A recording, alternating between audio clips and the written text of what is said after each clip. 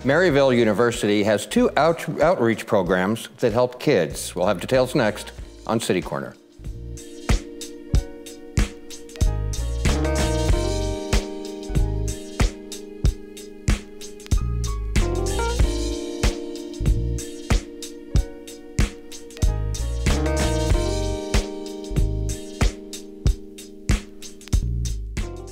I'm Steve Potter, and welcome to City Corner. Today we're going to take a close look at two programs that help kids in different ways, but help nonetheless. It's an interesting story. Our first guest is Ebony Shaw. She's Development Director for Maryville University. Ebony, welcome to City Corner. Thanks for having me. Maryville University, you're the Development Director. I always thought that just meant raising money. It could be, but there are so many different pieces to development. There's raising money, there's community outreach, PR, our media, social media.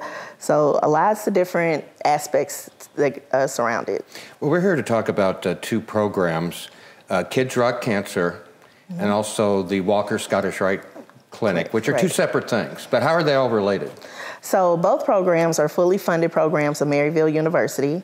They're both community facing, and they're the only two programs where the students can't be recruited right into school because they're so young.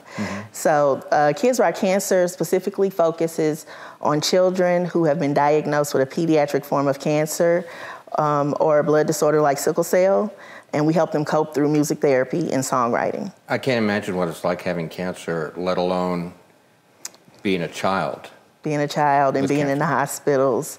Are most of the kids you deal with, are they actually, do they develop it at a young age, or are a lot of them just born with it? A lot of them develop it at a young age. Some are born with it.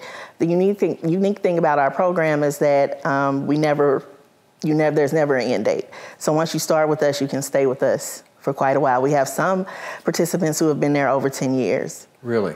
And where do they have to be to get to you guys? Are they going through a crisis in their life? What gets them there? So we have different partnerships across the city, 8 different partner sites to include Children's Hospital, Cardinal Glennon, Cancer Support Community, different places that refer the students to us or the patients to us so that they can go through their music therapy. We work a lot with the child life programs at each hospital, and they are specifically connected with the children who are in and out of the hospital all the time, and they'll refer them to our therapists. Well, Ebony, let me play devil's advocate. Gee, a kid's got cancer, they need a doctor, they need intensive medical treatment. Music, how does that help? So we kind of help them cope with their diagnosis. So our therapists will go to the hospitals, they visit with the children in their rooms, they pick out a beat for their song, they help them write the lyrics that are usually related to what they're going through at the moment, and they write the song, and it's not quick, it takes between 90 minutes and about 2 hours, but at the end they get to leave with their song on a jump drive that they get to keep forever. And what do you think this does for kids? I think it just gives them an outlet and a way to let others hear how they feel about the situations that they're in. So some of these children are in the hospitals for extended periods of time, especially our kids that are sickle cell. So they're in and out of the hospital a lot, and often for maybe a month at a time. And their parents really can't take off work to sit there with them all the time. So it's nice for them to be able to see a familiar face that comes in and out to talk to them. Well, the fact that they're in the hospital, so are these kids going through difficulties every day, some kind of pain? I mean, it's something severe. Usually. Pain is a big one, but I would say that everyone isn't. So over the pandemic, we had to learn, we had to pivot like everyone else in the world. And so one of our community partners, the Light Foundation, had space in their office, and they built a studio for us inside of their office. So now we can see patients who may not be in active treatment or who have maybe overcome their diagnoses, and they can meet with us outside of the hospital, right there in the Life Foundation studio, and we can do the same recordings. Let's take a look at one of the kids that you've helped. And how many have you helped? So we have been around 12 years. November made 12 years, and we're right under 2,000 kids. Who is this? So this is one of our rock stars, that's what we call our kids that are in the program, who participated in an event at the Eat and Treat, which is an event put on by The Point every year. And what's unique about the program is that all the kids don't do rock songs. we can do whatever you like. And this particular girl, I remember I was there and she did hers to Cardi B. Was she good? She was great. She brought the house down. Talk a little bit about, you have certified music therapists that work with the kids who are dealing with this. Who are these therapists? What's their background? Oh, so our therapists are graduates of the Maryville University program. So Maryville has a bachelor's and a master's degree in music therapy. The program is actually celebrating 50 years next year, I believe. And so both of our therapists that are currently working with our program are graduates of that program. And so throughout the year, because Maryville is training the people, the professionals that will lead these programs, the students get to do their practicums within the program, so they get to work with the students. We do a lot of group therapy with the Walker Clinic, which you'll hear about next. And so we're training our students right there on campus. And do kids usually stay with this program a long time, or is that different for each kid? It's different for each kid. So some, it's a one-off, and it helped them in that moment. Some kids have noticed that music is a big part of their life. You'll show a picture later on with Haley, and she's been in the program, I think, the entire time we've been around. Well, speaking of that, let's take another, I think we have a shot of another one of the young people that you've helped through Kids Rock Cancer and Maryville University. Who's this? This is another one of our kids, rock stars, who participated in the Point Fest and who's been around for quite a while. I'm not sure what song she was doing there, but our therapist, Tracy, who's also in the photo, has been with the program the entire 12 years. And she's our senior music therapist, and she's seen a lot of children come in and out of our program. So do they have to be really musically talented? Not at all. That is not a requirement. But if you like to hear, you can go out on our SoundCloud at on our website, kidsrockcancer.org, and you can hear some of the songs that the kids have created. And there are over 800 songs, I believe. Wow. That's incredible. All different kind of genres and things. Everything that you're looking for is there. Nobody does classical music, do they? Not yet. But maybe someone will soon. You say that music therapy is a proven intervention that helps kids through their feelings and things like that. Yes.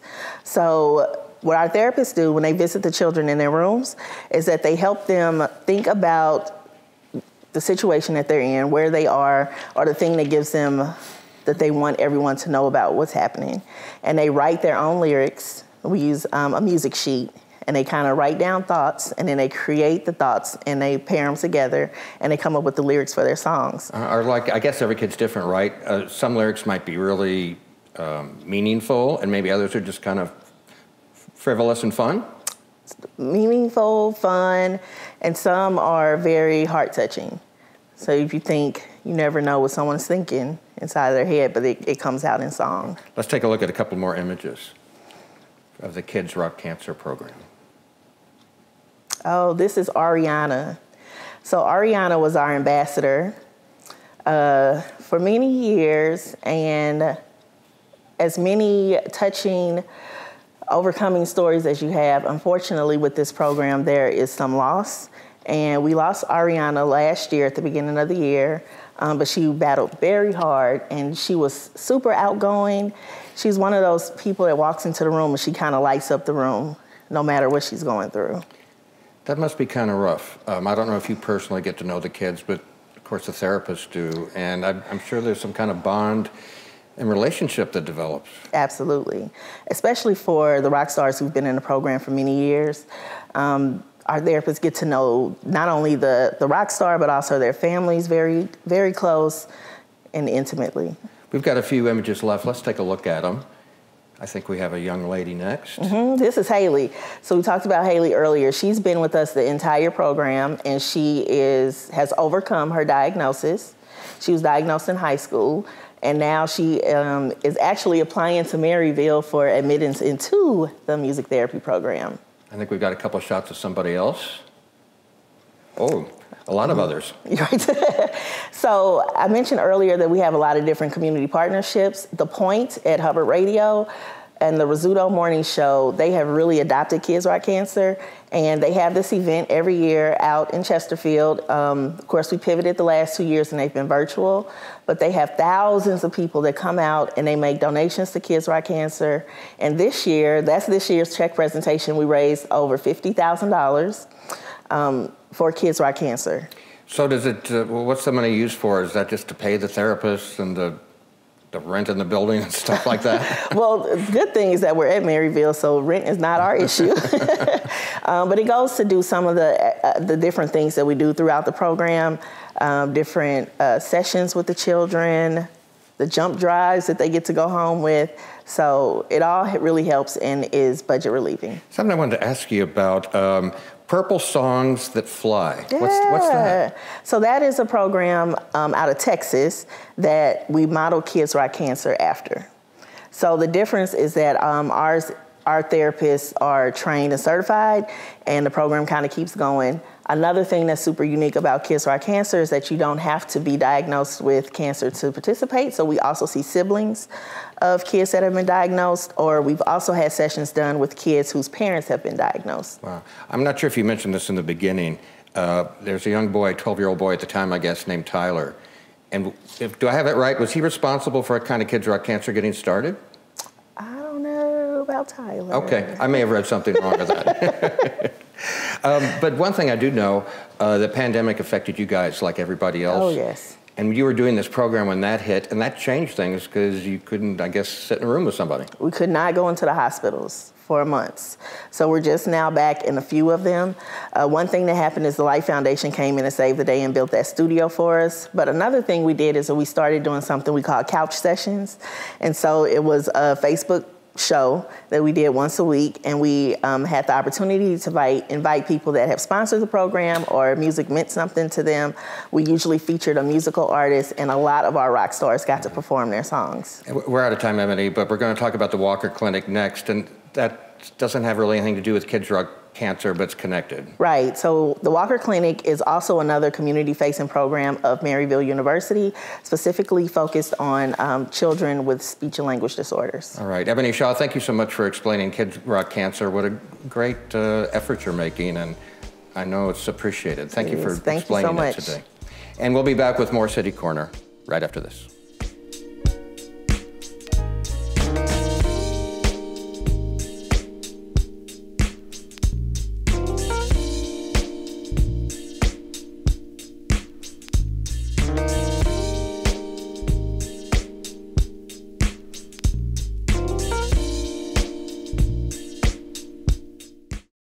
What I love about St. Louis is the 79 unique neighborhoods nestled into 108 city parks, including Forest Park, which is actually larger than Central Park in New York, and of course, the beautiful Tower Grove Park where I'm at now. Oh, the St. Louis Blues. We've got the St. Louis Surge, two-time WBCBL champions. We've got Harris Stowe, WashU, St. Louis University, and of course, the 11-time World Series champion, St. Louis Cardinals. So come experience St. Louis.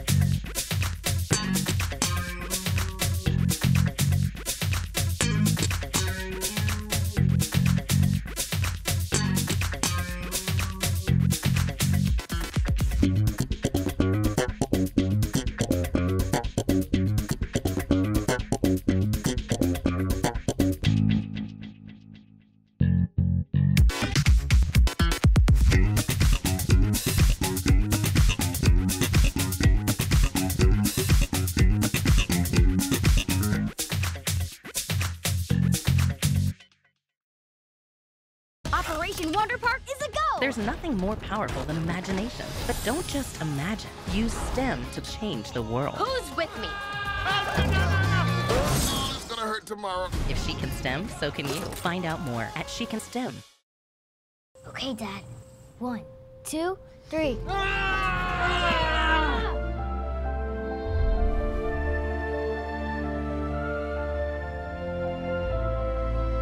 You saved me. Dad? Are you okay? I'm fine, dear. Your hero needs you now, and AARP is here to help. Find the care guides you need at aarp.org/caregiving.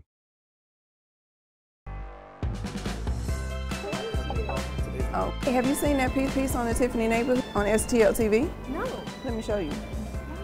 My wife and I were looking for homes. We lived in the city all of her life, and there's just a different energy when you're in the city. Keep up with what's happening in your neighborhood. Watch STL TV. Be in the know.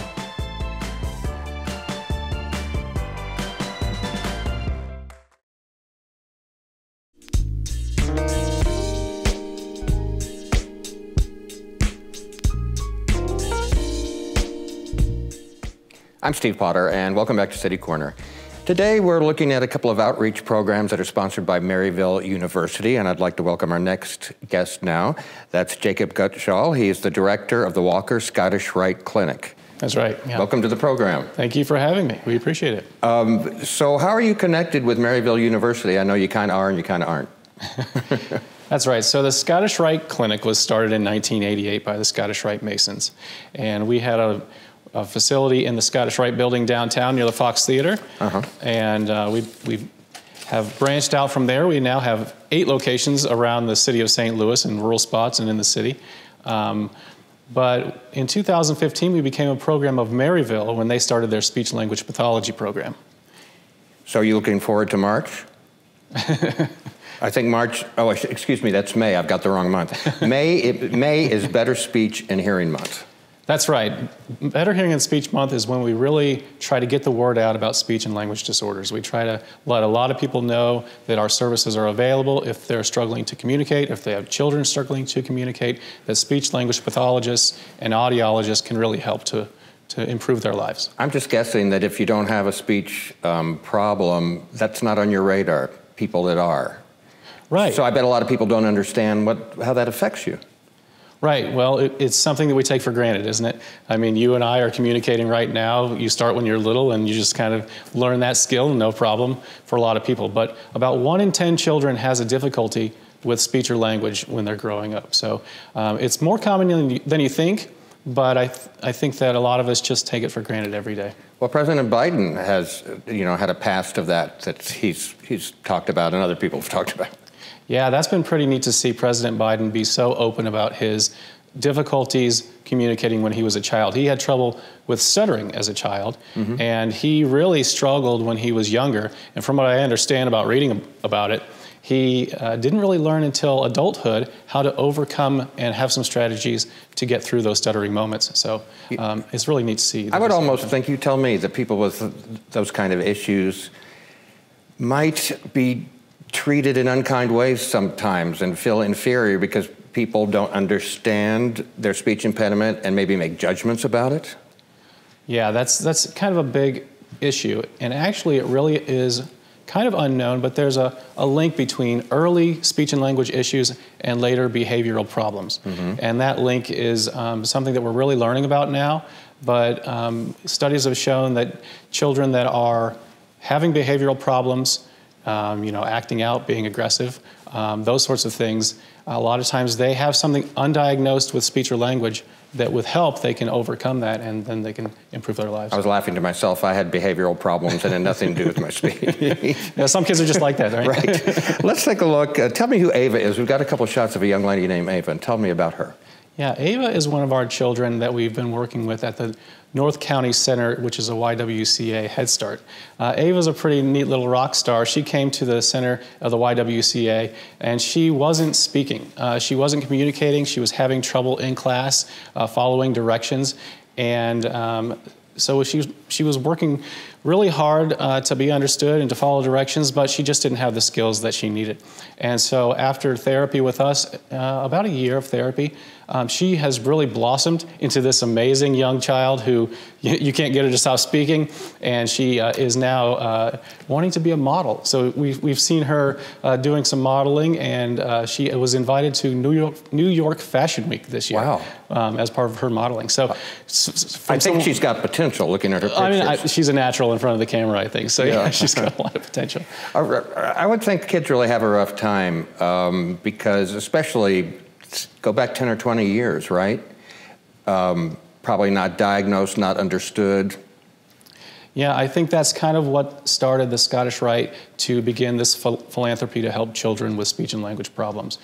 Someone came to the Scottish Rite and they said, my child has problems with speech and language, but we can't afford therapy. And that was before the schools and the Individuals with Disabilities Education Act really took form.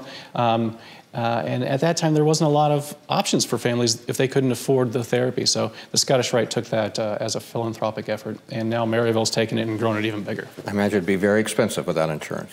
It is very expensive. If you've ever had to do any therapy, it's very expensive. We have a little video, and I want you to tell us what we're looking at. I think it might actually be a therapy session or something like that, and I guess therapy sessions come in all different kind of. They do. I think if you're going to look at this video, you're going to see two people, a therapist and a child, in a room, and they're playing together. And that's sort of what we want to see when we are doing therapy sessions. You see there's a little caterpillar, and they're playing some games, and they're having fun.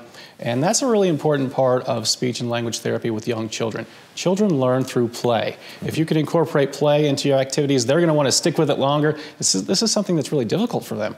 So they're going to want to stick with it longer and do it for more rewarding behaviors, and that's what we want to do. So when you see a speech and language session, it looks like they're just playing with a child, but that means that they have a really good therapist. Do you find that if the kids don't come to you early enough, they've got a lot of baggage? Because I could see how if their parents didn't understand or people in the neighborhood didn't understand, they could be, treated not in a good way. It might make the kids think, oh, I'm not a good person, something's wrong with me, which is not what you want them to think.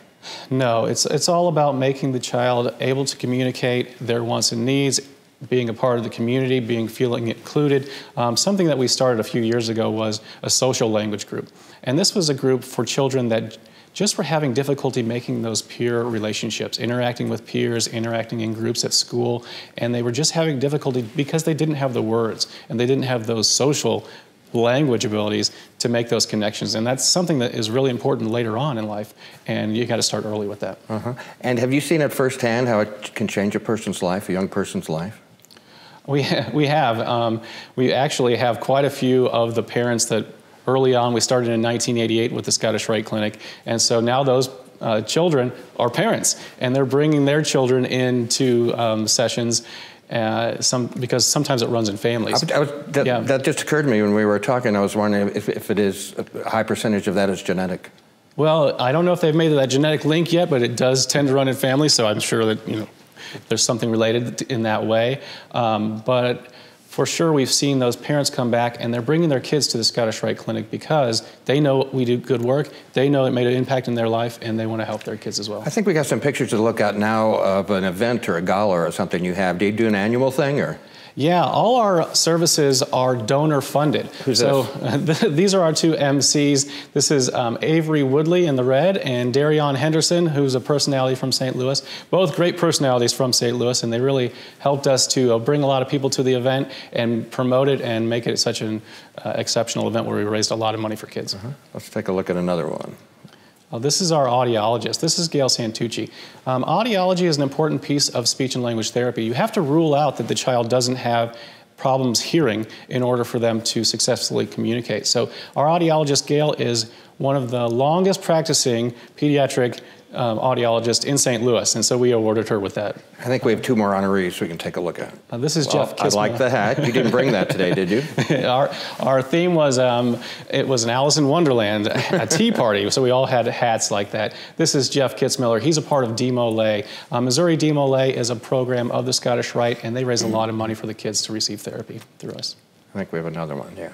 And this is Suzanne Fowley. She's a part of the YWCA Head Start, and she really helped get our partnership going with that location in North County, and we've helped a lot of kids, and she does a great job of advocating for all the kids she serves. So I have to ask you the pandemic question, how that affected everything that you did over the last couple of years. Well, if you can imagine trying to do therapy, you saw the pictures of Sarah, our therapist, wearing a clear shield, but during the closures and when we couldn't see children, we had only just one option, and that was to open telepractice sessions.